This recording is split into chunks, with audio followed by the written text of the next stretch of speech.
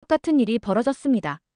일본에서 살 확률은 거의 없습니다. 라고 판정받았던 아이가 한국에 도착한 지 단 사흘 만에 눈빛이 살아나기 시작했습니다. 일본 의료진이 포기한 생명을 한국의 평범한 의사 한 명이 붙잡아 세웠습니다. 그리고 아이 엄마는 병원비를 확인한 순간 아무 말 없이 무너지듯 울고 말았습니다. 시작 전에 잠깐. 좋아요와 구독은 제게 정말 큰 힘이 됩니다. 그럼 오늘 이야기 시작합니다. 제 이름은 사와무라 아야카입니다. 38세, 도쿄 출신이죠. 의료 코디네이터로 15년간 일했습니다. 세계 최고의 의료 시스템이라는 일본 의료 체계의 홍보 담당이었어요. 그만큼 자부심도 컸습니다. 명함 한 장으로 도쿄 어디서든 진료를 받을 수 있었죠.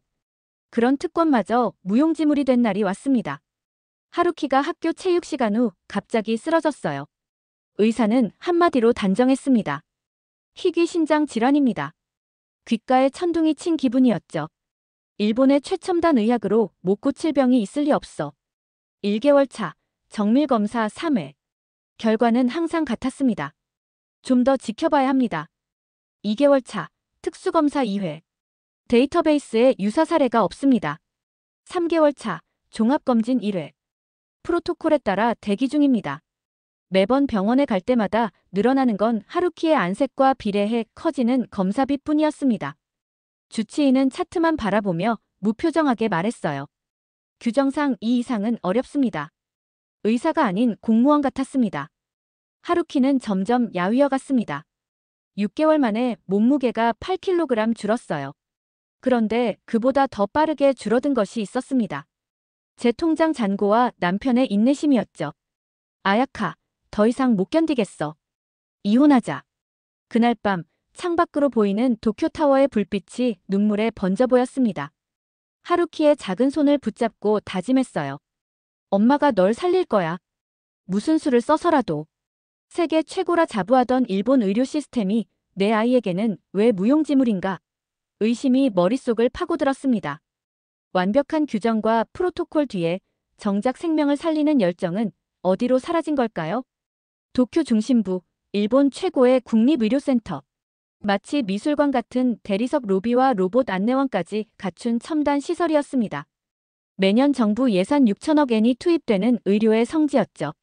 화려한 외관과 달리 저는 밤마다 하루키의 신음소리를 들으며 절망에 빠졌습니다. 반드시 살릴 방법이 있을 거야. 진단서 원본 세부, 의뢰서, 내종, 보험증 사본 2부, 주민등록 등본, 소득증명서까지. 정확히 32장의 서류를 클리어 파일에 넣어 접수 창구로 향했어요. 하지만의 부장님 추천으로 왔습니다. 제발 빨리 전문의를 만나게 해주세요. 아이가 많이 아파요. 접수 담당자는 끝내주게 세련된 안경테를 올리며 얼굴 한 번 들지 않고 대답했습니다. 시스템 확인 결과 니시카와 교수님 진료는 3개월 2주 후 가능합니다. 그전엔 응급실밖에 없습니다. 농담하시는 거죠? 일단 다른 의사라도. 담당자는 말을 자르며 단호하게 말했습니다. 대기 시스템은 컴퓨터가 관리합니다. 예외는 허용되지 않습니다.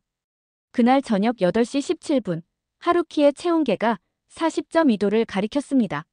숨소리는 마치 녹슨 기계처럼 거칠었고 평소 홍조가 도는 얼굴은 백지장처럼 하얗게 질렸어요. 119 대신 택시를 잡아 응급실로 달려갔습니다. 도착했을 때 대기실 전광판에 현재 대기 37명이란 숫자가 빛났죠. 오후 9시, 10시, 11시. 자정을 넘기고 새벽 1시, 2시, 3시. 7시간 동안 의자에서 대기했습니다. 하루키는 제품에서 불덩이처럼 뜨거워졌어요. 매 시간마다 간호스테이션의 상태를 알렸지만 돌아온 답변은 하나 같았습니다. 순서대로 진행 중입니다. 응급도 분류에 따르면 귀하의 아들은 C등급입니다. 새벽 4시 23분, 마침내 하루키가 의식을 잃고 쓰러졌습니다. 그제야 의료진이 달려왔습니다. 응급실 의사는 차트를 스캔하듯 훑어보더니 저를 질책했어요. 왜 진작 특별응급 입원 신청을 안 하셨어요? 서류 B37과 특별진료 허가증, 그리고 전문의 사전상담 확인서가 있었다면 대기 없이 입원했을 텐데요. 가슴이 무너져 내렸습니다. 그런 서류가 있는지도 몰랐어요. 아무도 알려주지 않았는데. 의사의 차가운 대답은 칼날처럼 날카로웠습니다. 그건 환자 책임입니다. 병원 1층 안내판 우측 상단 제7항에 모두 게시되어 있었고 홈페이지 FAQ 섹션 24번에도 명시되어 있습니다. 하루키가 처치실로 들어가는 동안 병원 로비에서 무릎을 꿇고 울었습니다. 세계 최고의 의료 시스템이란 말이 처절한 농담으로 들렸습니다. 완벽한 규칙과 첨단 장비 속에서 정작 생명을 살리는 열정은 어디에도 없었어요. 인공지능 같은 판단, 매뉴얼에 갇힌 의료진, 번호표로만 불리는 환자들. 그곳에서 우리는 철저히 혼자였습니다. 3일간의 응급치료 후 하루키는 겨우 안정을 찾았습니다. 퇴원 서류는 의례적인 형식의 A4 용지 4장이었어요. 담당 의사는 하루키의 얼굴 한 번 보지 않고 컴퓨터 화면만 응시하며 냉정하게 말했습니다. 표준 프로토콜에 따라 다음 치료는 정규 진료 예약 후 진행하세요. 현재 대기 시간은 약 4개월입니다. 완화 치료만 지속하시고 제가 말을 끊었습니다. 4개월이면 아이가 견딜 수 있을까요? 의사는 처음으로 모니터에서 눈을 떼어 저를 직시했습니다. 사와무라 씨, 의학은 과학입니다. 감정적 판단이 아닌 데이터에 따라 움직입니다. 더 빠른 방법을 원하신다면 민간 특수 클리닉을 알아보시는 게 비용이 얼마나 들까요? 초기 상담만 35만 엔 정도입니다. 치료는 별도고요. 다시 시작될 무한 대기의 시간과 천문학적 비용. 이제는 그것조차 사치처럼 느껴졌습니다. 남편은 떠났고 저축금은 바닥났으니까요. 하루키가 기운 없이 작은 목소리로 말했어요. 엄마, 나는 병이 아니라 벌 받는 것 같아. 내가 뭐 잘못했어요? 그 순간 세상이 멈추는 듯 했습니다. 겨우 8살짜리가 어떻게? 아이의 눈에는 어른조차 가져서는 안 될 체념이 깃들어 있었습니다. 일본의 최첨단 의료 시스템이 내 아들에게 준 것은 고가의 장비와 차가운 숫자, 그리고 포기라는 이름의 체념뿐이었어요. 절대 아니야. 넌 아무 잘못 없어. 엄마가 잘못된 거야. 그날 밤 11시, 하루키가 잠든 후 모든 진료 기록을 거실 바닥에 펼쳐놓았습니다. 엑스레이 필름, CT 스캔본, MRI 영상, 혈액 검사 결과지, 영수증 등. 6개월간 정확히 1,438만 2,700엔, 약 1억 6천만 원이 증발했어요. 그리고 돌아온 최종 결론은 현재 일본 의료 데이터베이스상 유사 사례 불충분으로 표준 치료법 적용 불가. 이게 전부였습니다. 세계 최첨단 의료국가라는 일본이 내 아들에게 내린 최종 판결은 기다리다 죽으라는 의미였습니다. 그때 깨달았어요. 우리는 최첨단 시스템의 노예였던 거죠. 노트북을 켜고 밤새 검색했습니다. 국제의료저널, 해외 치료 사례, 대체 요법까지. 새벽 3시, 눈이 타들어가는 느낌으로 화면을 응시하다 한 게시글을 발견했어요. 일본 도쿄 대병원에서 포기한 희귀 신장 질환, 한국 연서울병원에서 완치, 미국인 환자 경험담. 가짜 정보겠지. 반신반의하며 클릭했습니다. 그런데 포스트에는 상세한 의료 기록과 회복 과정, 그리고 담당 의사의 연락처까지 있었어요. 심장이 빠르게 뛰었습니다. 즉시 댓글을 남겼습니다. 현재 일본에서 같은 상황입니다. 자세한 정보 부탁드립니다. 아침 6시, 매일 알림음이 울렸어요. 미국 시애틀에서 온 답장이었습니다. 존스 가족의 10살 아들 마이클이 정확히 하루키와 같은 증상으로 일본에서 치료를 포기당했다가 한국에서 완치된 사례였어요. 첨부된 치료 전후 사진이 충격적이었습니다. 그리고 한국 메디컬 코리아 프로그램 담당자 연락처가 있었습니다. 손이 떨리는 상태로 국제전화를 걸었어요. 영어와 일본어가 섞인 어색한 통화. 놀랍게도 상담원은 우리 상황을 즉시 이해했습니다. 네, 그 케이스 알고 있습니다. 연서울병원 김 교수님 연구팀에서 특별히 연구 중인 분야입니다. 빠른 시일 내에 진료 가능합니다. 하루키를 살릴 수만 있다면 어디든 가겠다. 단 하루 만에 모든 걸 정리했습니다. 할머니에게 물려받은 다이아몬드 반지를 팔고 퇴직금을 조기 인출해 항공권을 예매했어요. 아이의 학교 병가 신청서, 제 직장 휴직계, 아파트 관리비 자동이체 신청까지. 그리고 손에 꼭 쥔 작은 메모지. 한국 메디컬 코리아, 연서울병원 김민수 교수팀. 처음으로 희망이란 단어가 허황된 꿈이 아닌 현실처럼 느껴졌습니다. 가슴속에는 의심과 불안이 있었지만 그보다 더 큰 결심이 자리 잡았어요. 일본을 떠나 한국으로 가는 것은 그저 여행이 아니라 아들의 생명을 찾아 나서는 모험이었습니다. 인천국제공항에 착륙하는 순간 가슴이 답답했습니다. 솔직히 말하자면 기대는 바닥이었어요. 42년간 일본에서만 살아온 저로서는 한국에 대한 선입견이 있었으니까요.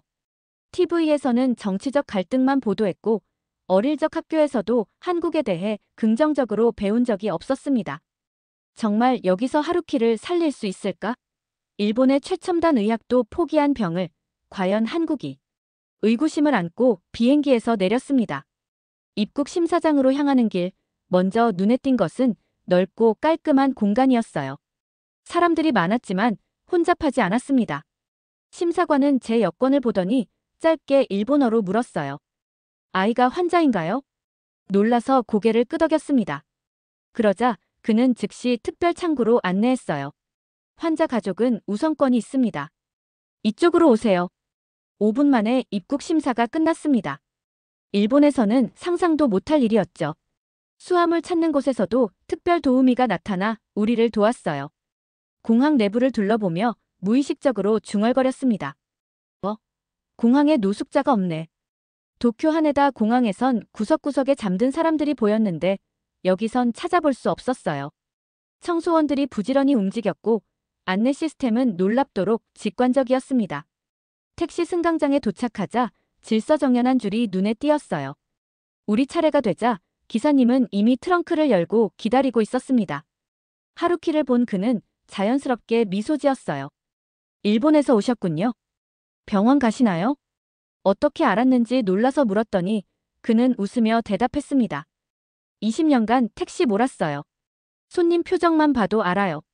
아이가 아파 보이는데 연서울병원인가요? 영어와 일본어가 섞인 제 어색한 설명을 듣고 그는 즉시 에어컨 온도를 조절했어요. 30분 후 미리 예약한 서울 시내 게스트하우스에 도착했습니다. 조용한 주택가에 위치한 소박한 건물이었어요. 체크인 중 하루키가 갑자기 기침했더니 50대 남성 직원이 즉시 물었습니다. 아이가 많이 아픈가요? 병원은 예약하셨나요? 경계심을 내려놓고 솔직히 답했어요. 네, 내일 연서울병원에 갑니다. 희귀 신장 질환 때문에. 그의 반응은 예상 밖이었습니다.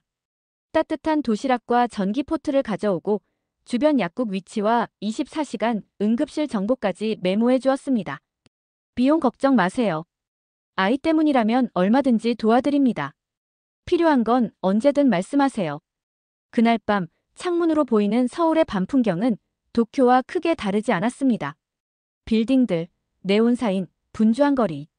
하지만 뭔가 결정적으로 달랐어요. 사람들의 눈빛, 말투, 아니면 그 진심이 느껴지는 친절함.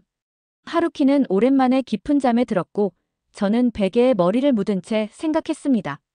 이 나라 사람들은 왜 이렇게 다정한 거지? 우리가 일본인이란 걸 알면서도 알 수 없는 안도감이 몰려왔어요. 마치 오랜 싸움에서 잠시 쉬어가는 느낌이었습니다. 내일은 어떤 일이 기다리고 있을까? 정말 하루키를 살릴 수 있을까? 이른 아침 병원 셔틀버스를 탔습니다. 연서울병원은 도쿄의 의료센터보다 훨씬 컸어요. 최신식 건물과 효율적인 안내 시스템이 눈에 띄었습니다.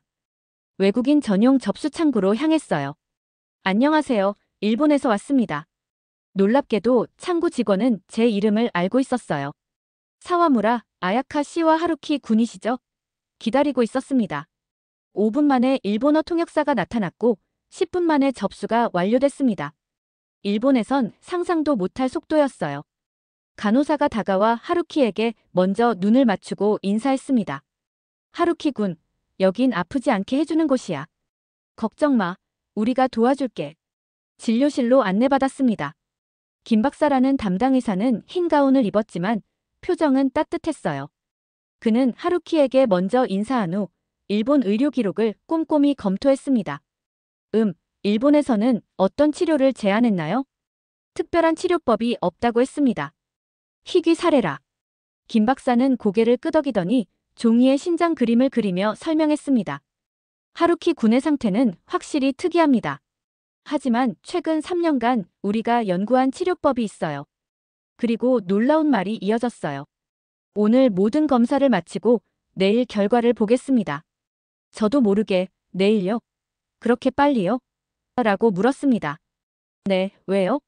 더 빨리 필요하신가요? 말문이 막혔습니다. 아니요. 일본에서는 이런 검사 하나에 6개월 대기였는데요. 여긴 한국입니다. 아픈 아이는 기다리게 할 수 없죠. 그날 오후 하루키는 MRI, 특수 신장 검사, 혈액 검사까지 모든 검사를 마쳤습니다. 검사 중에도 의료진들은 계속 아이에게 말을 걸고 과정을 설명해 주었어요. 마치 환자가 사람인 것처럼 대했습니다. 처음으로 느꼈습니다. 의료 시스템은 사람을 위해 존재하는 것이지 사람이 시스템을 위해 존재하는 것이 아니란 것을. 다음 날, 김 박사는 검사 결과를 들고 활기차게 들어왔습니다. 그의 표정에서 희망이 보였어요. 좋은 소식입니다. 하루키 군의 신장은 우리가 예상한 것보다 상태가 좋습니다. 한국형 정밀신장 재생요법을 적용하면 회복 가능성이 높아요. 이 치료는 일본에선 아직 도입 안 됐을 겁니다. 한국은 병원 간 의료정보 공유 시스템이 빠르고 새로운 치료법 승인 과정도 효율적이에요. 이 치료법은 3년 전 서울대 병원에서 개발해 우리 병원과 공유한 프로토콜입니다. 솔직히 걱정됐습니다. 부작용은요? 성공률은 얼마나 되나요? 김 박사는 직설적으로 대답했어요. 모든 치료에는 위험이 있습니다. 하지만 하루키 군과 비슷한 27명의 케이스 중 23명이 완전 회복했어요. 최선을 다하겠습니다.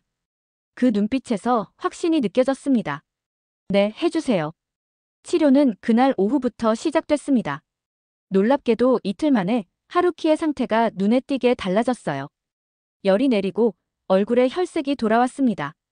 5일째 되는 날 소변색이 정상으로 돌아왔고 통증도 크게 줄었어요. 일주일 후 하루키는 복도를 뛰어다닐 정도로 회복했습니다. 열흘째 되는 날 병원 식당에서 점심을 먹던 하루키가 이렇게 말했습니다. 엄마, 김치 좋아졌어. 처음엔 매웠는데 이제 맛있어. 그 순간 눈물이 왈칵 쏟아졌습니다. 이게 얼마나 큰 기적인지 일본의 최첨단 의학이 해내지 못한 것을 한국의 의료진이 해냈다는 것이 실감났어요. 간호사가 다가와 물었죠. 괜찮으세요? 네, 너무 감사해요. 일본에서는 희망이 없다고. 간호사는 제 손을 꼭 잡았습니다. 환자는 숫자가 아니라 사람입니다. 하루키는 단순한 케이스가 아니라 특별한 아이니까요. 이 말이 가슴에 깊이 박혔습니다. 환자는 숫자가 아니라 사람이라는 너무나 당연하지만 일본에서는 잊혀진 진실이었으니까요. 16일간의 입원, 3차례의 특수치료, MRI 2회, CT스캔 3회, 특수 혈액검사 12회, 전문의 회진 16회. 머릿속으로 일본 가격을 계산해보니 최소 2,400만 엔, 약 2억 4천만 원 이상이 예상됐습니다. 일본 의료보험도 적용되지 않는 외국에서의 치료니 전액 자비 부담이겠죠.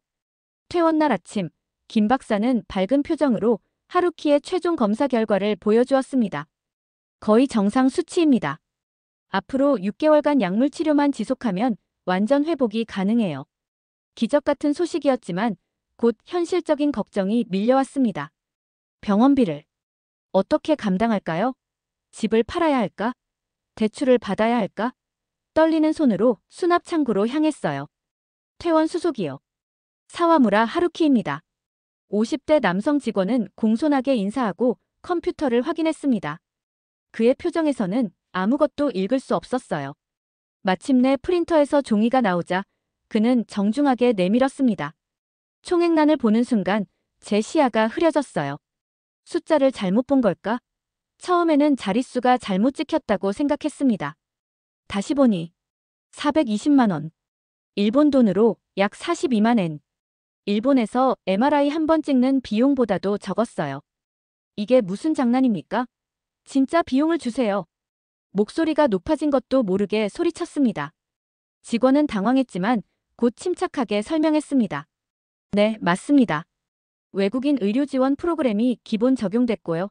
소아 희귀질환 특별 지원제도, 그리고 김 박사님의 연구 케이스로 선정되어 치료비 대부분이 감면됐습니다.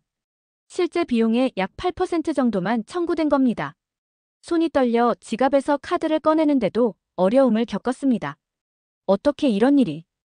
왜 우리 같은 외국인에게 이렇게까지? 이게 함정인가? 나중에 더 청구되는 건가? 의심이 가득한 제 표정을 읽었는지 직원은 조용히 덧붙였습니다. 사와무라 씨, 저희 병원의 철학은 간단합니다. 외국인이든 내국인이든 어른이든 아이든 한국에선 생명을 단순한 숫자로 계산하지 않습니다. 하루키 군이 건강을 되찾은 것, 그것이 가장 중요한 결과입니다. 그 순간 무릎에서 힘이 빠졌습니다. 창구 앞에 그대로 주저앉아 흐느꼈어요. 누군가 재빨리 의자를 가져다 주었고 또 다른 누군가는 물컵을 건넸습니다. 주변에 모인 한국인들의 시선은 비난이 아닌 따뜻한 이해였어요. 이런. 왜 이렇게 친절하신 거죠? 저희는 외국인이고 일본인인데. 말을 제대로 잇지 못했습니다. 역사적으로 복잡한 관계를 가진 두 나라. 그런데도 이토록 따뜻하게 대해준다는 것이 믿기지 않았어요. 주변에 있던 60대 정도로 보이는 한국인 할아버지가 말씀하셨습니다. 아가씨, 병원에서는 국적이 없는 겁니다. 아픈 사람은 그저 아픈 사람일 뿐이지. 특히 아이들은. 하루키가 제 옷자락을 잡아당기며 말했어요. 엄마, 왜 울어요? 이제 안 아파요. 눈물은 멈추지 않았습니다. 그건 슬픔의 눈물이 아니었어요. 오랜 시간 일본의 완벽한 시스템에 속아 제 아이의 생명까지 위험에 빠뜨렸던 제 자신에 대한 후회, 그리고 예상치 못한 곳에서 발견한 인간미에 대한 감동이었습니다. 수납을 마치고 나오는데 김 박사가 복도에서 기다리고 있었어요. 사와무라 씨, 이건 하루키에게 주는 작은 선물입니다. 그가 건넨 것은 로봇 장난감이었습니다. 일본 애니메이션에 나오는 캐릭터였어요. 하루키의 눈이 반짝였습니다. 어떻게 알았어요? 이번 첫날 하루키가 그림 그릴 때 계속 이 로봇을 그리더군요. 기억하고 있었습니다. 그 순간 깨달았습니다. 시스템이 아닌 사람이 환자를 본다는 것이 어떤 의미인지를. 하루키의 회복은 의학적 기적에 가까웠습니다. 한 달 후 정기검진에서 김 박사는 기쁨에 찬 목소리로 말했어요. 거의 정상 수치입니다. 6개월만 더 약을 먹으면 완치 판정이 가능할 거예요. 그날 저녁 하루키와 함께 한강공원을 산책했습니다. 아이는 마치 아팠던 적이 없는 것처럼 뛰어다녔어요. 이제 어떻게 하지? 일본으로 돌아가야 할까요? 그곳에는 무엇이 기다리고 있을까? 빈 아파트, 잃어버린 직장, 그리고 아이를 포기했던 시스템. 고민하던 중 병원 소아과 간호사장이 연락해왔어요. 하루키 군 덕분에 일본 환자들이 많이 늘었습니다. 혹시 의료 통역 보조로 일해보실 생각 없으세요? 망설임 없이 수락했습니다. 하루키의 학교 문제가 걱정됐지만 다음 날 방문한 서울의 한 초등학교에서 놀라운 제안을 받았어요. 우리 학교에 일본에서 온 학생들이 여럿 있습니다. 하루키 군이 함께하면 좋겠네요. 한 달 후 하루키는 서울 초등학교 입학 허가서를 받았습니다. 아이의 첫 등교일, 저는 멀찍이서 지켜봤어요. 긴장된 마음에 괜찮을까? 중얼거렸죠. 하루키는 교문 앞에서 뒤돌아보며 환하게 웃었습니다. 엄마, 여기선 병원 냄새 안 나. 그 순간 가슴속에서 무언가가 툭 풀렸습니다. 병원 냄새. 그건 단순한 소독약 냄새가 아니라 두려움과 절망의 냄새였어요. 하루키는 이제 그 모든 것으로부터 자유로워진 것입니다. 미소 속에서 참았던 울음이 터졌습니다. 그건 새로운 시작에 대한 기쁨의 눈물이었어요.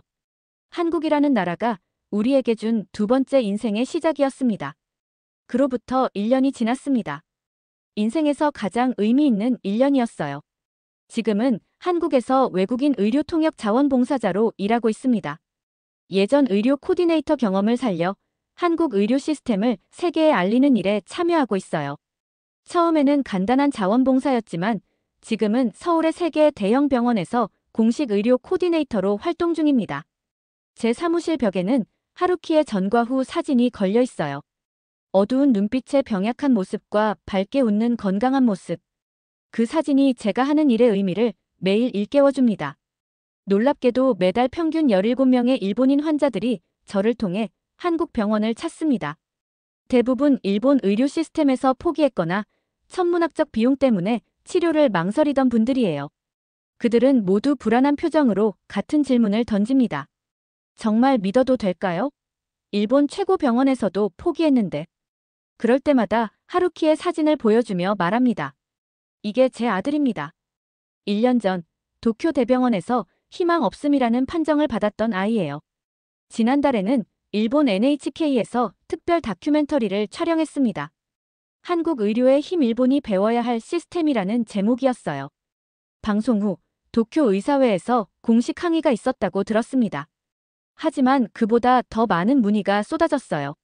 하루키는 이제 서울의 국제학교에서 인기 있는 아이가 됐습니다. 한국어를 유창하게 구사하고 한국 친구들에게 일본어를 가르쳐주기도 해요. 흥미롭게도 그는 자신의 미래 직업을 의사라고 말합니다. 엄마, 나도 김 박사님처럼 아픈 아이들 살리고 싶어요. 지난 주말에는 태권도 녹디 심사를 통과했고 이번 학기부터는 축구부에 가입했습니다. 신장 기능은 완전히 정상으로 돌아왔어요. 3개월마다 검진을 받지만 김 박사의 말에 따르면 이제는 형식적인 절차일 뿐이라고 합니다. 김 박사에게 감사 메일을 보냈습니다. 하루키가 1500m 달리기에서 2등했어요. 믿으시나요? 그의 답장은 간단하면서도 깊었습니다. 물론입니다. 하루키는 특별한 아이니까요. 그는 단순한 환자가 아닌 한국과 일본이 함께 이룬 의학적 성공 사례입니다. 언젠가 그가 훌륭한 의사가 되어 다시 만날 날을 기대합니다. 가끔은 일본으로 돌아가야 하나 고민합니다. 도쿄에는 아직 제 이름으로 된 아파트가 있고 오랜 친구들도 있으니까요. 하지만 하루키가 학교에서 환하게 웃으며 돌아올 때마다 그 생각은 사라집니다. 이 아이가 한국의 선진 의료 시스템과 따뜻한 사람들 덕분에 살아 숨쉬고 있다는 사실, 그것이 무엇보다 중요하니까요. 지난달 아시아 의료 컨퍼런스에서 연설할 기회가 있었습니다. 500명이 넘는 의료 전문가들 앞에서 떨리는 목소리로 말했어요. 한국은 저를 단순한 외국인 환자로 보지 않았습니다. 환자의 엄마로서, 사람으로서 대해준 유일한 나라였어요. 일본의 시스템은 겉보기에 완벽했지만 차가웠습니다. 반면 한국의 시스템은 효율적이면서도 따뜻했습니다. 첨단 의료 기술과 인간적 배려가 완벽하게 공존하는 곳이었어요. 연설 후 놀랍게도 일본 의료진들이 가장 많은 질문을 던졌습니다. 무엇이 다른지, 어떻게 그런 결과가 가능한지. 저는 단순 명료하게 대답했어요. 한국 의사들은 환자를 숫자나 케이스로 보지 않습니다. 그들에게 환자는 살아있는 사람이고 그 사람의 삶 전체를 보는 겁니다. 가장 인상적이었던 건 김 박사가 제게 했던 말이에요. 우리는 질병을 치료하는 것이 아니라 사람을 치유하는 겁니다. 세계 각국의 의료 전문가들이 제 말에 깊이 공감했습니다. 많은 이들이 한국의 의료 시스템에 관심을 보였어요. 제 강연 이후 세계국에서 한국 의료 시스템 연구를 위한 공식 대표단을 파견했다고 들었습니다. 어제는 하루키의 학교 발표회가 있었어요. 내 꿈이라는 주제로 발표했는데 그 내용에 저는 눈물을 참을 수 없었습니다. 저는 한국과 일본을 연결하는 의사가 될 거예요. 두 나라가 서로의 좋은 점을 배울 수 있게 도울 거예요. 엄마가 말했어요. 생명을 살리는 일에는 국경이 없다고요. 이건 단순한 선택이 아니었습니다. 아이의 생명을 살리기 위한, 그리고 우리의 새 삶을 찾기 위한 결심이었어요. 그 결심이 우리를 한국으로 인도했고 예상치 못한 축복을 가져왔습니다. 세계 최고를 자부하던 일본에선 찾지 못했던 진정한 치유와 희망, 그리고 인간미의 땅으로. 지금 제가 하는 일은 단순한 직업이 아닙니다. 사명입니다. 하루키가 받은 선물을 다른 이들에게도 나누는 것. 그래서 오늘도 저는 일본인 환자를 맞이하며 말합니다. 안심하세요. 이곳은 한국입니다. 이 영상이 마음에 드셨다면 좋아요와 구독 부탁드립니다. 여러분의 응원이 더 많은 이야기를 나눌 수 있는 힘이 됩니다. 다음에 더 감동적인 이야기로 찾아뵙겠습니다. 감사합니다.